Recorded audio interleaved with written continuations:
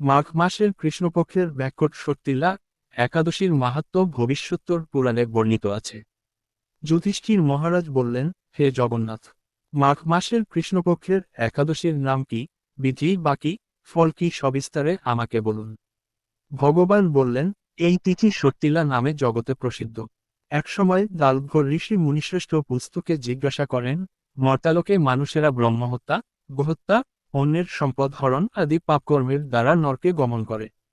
যাতে তারা নরকগতি থেকে রক্ষা পায়, তা যথাযথভাবে আমাকে উপদেশ করুন। অনায়াসে সাধন করা যায় এমন কোনো কাজের মাধ্যমে যদি তাদের এই পাপ থেকে উদ্ধারের কোনো উপায় থাকে, তবে তা বলুন। ঋষি পুলস্ত বললেন, হে মহাভাগ, তুমি একটি গোপনীয় উত্তম বিষয় প্রশ্ন করেছ। মাঘ মাসে শুচি, জিতেন্দ্রিয়, কাম, ক্রোধ আদি শূন্য হয়ে স্নানের পর সর্বদেবেশ্বর শ্রীকৃষ্ণের পূজা করবে। পূজাতে কোন বিঘ্ন ঘটলে কৃষ্ণ নাম স্মরণ করবে। রাত্রিতে অর্চনান্তে হোম করবে। তারপর চন্দন, অগুরু, কর্পূর ও শর্করা প্রভৃতি নৈবেদ্য প্রস্তুত করে ভগবানকে নিবেদন করবে। কুষ্মাণ্ড, নারকেল অথবা 100 গোবাক দিয়ে অর্ঘ্য প্রদান করবে। ব্যাকট কৃষ্ণ কৃষ্ণ কৃপালুস্তমগতিনাম গতির্ভব ইত্যাদি মন্ত্রে শ্রীকৃষ্ণের পূজা করতে হয়।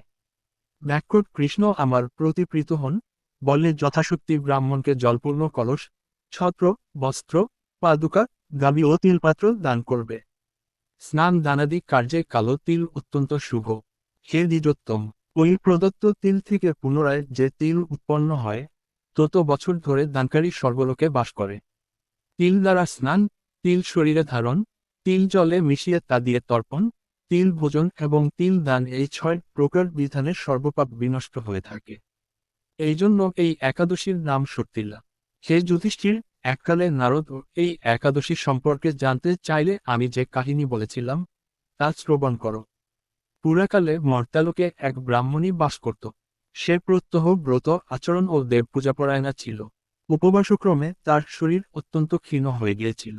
সেই মহাসতী ব্রাহ্মণী অন্যের কাছ থেকে দ্রব্যাদি গ্রহণ করে দেবতা, ব্রাহ্মণ ও কুমারীদের ভক্তিভরে দান করত। কিন্তু কখনো ভিক্ষুককে ভিক্ষাদান ও ব্রাহ্মণকে অন্নদান করেনি। এইভাবে বহু বছর অতিক্রান্ত হল। আমি চিন্তা করলাম কষ্টসাধ্য বিভিন্ন ব্রত করার ফলে ব্রাহ্মণীর শরীর শুকিয়ে যাচ্ছে। সে যথাযথভাবে বৈষ্ণবদের অর্চনও করেছে কিন্তু তাদের পরিতৃপ্তির জন্য কখনো অন্নদান করেনি।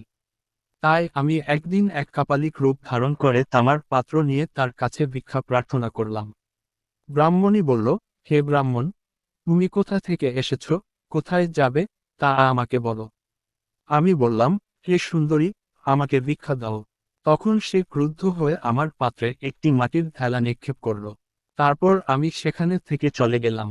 বহুকাল পরে সেই ব্রাহ্মণী ব্রত প্রভাবে সশরীরে স্বর্গে গমন করল।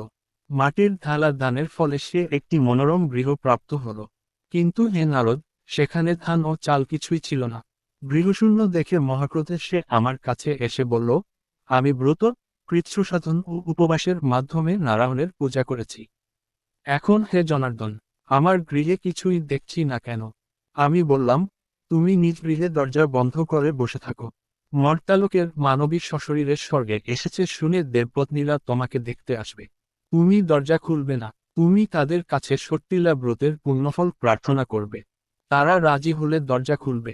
এরপর দেবপত্নীরা সেখানে এসে তার দর্শন প্রার্থনা করল। এক দেবপত্নী তার সর্তিলা ব্রতের পুণ্যফল প্রদানের রাজি হলে ব্রাহ্মণী দিব্যকান্তি বিশিষ্টা হল ও তার গৃহ ধনধান্যে ভরে গেল। দ্বার উদ্ঘাটন করলে দেবপত্নীরা তাকে দেখে বিস্মিত হলেন। হে নারদ, অতিরিক্ত বিষয় বাসনা করা উচিত নয়। বিত্তশাস্ত্র অকর্তব্য। নিজ সাধ্যমতো তিল, বস্ত্র ও অন্ন দান করবে। সর্তিলা ব্রতের প্রভাবে দারিদ্র্য, শারীরিক কষ্ট, দুর্ভাগ্য বিনষ্ট হয়। এই বিধি অনুসারে তিল দানে মানুষ অনায়াসে সমস্ত পাপ থেকে মুক্ত হয়।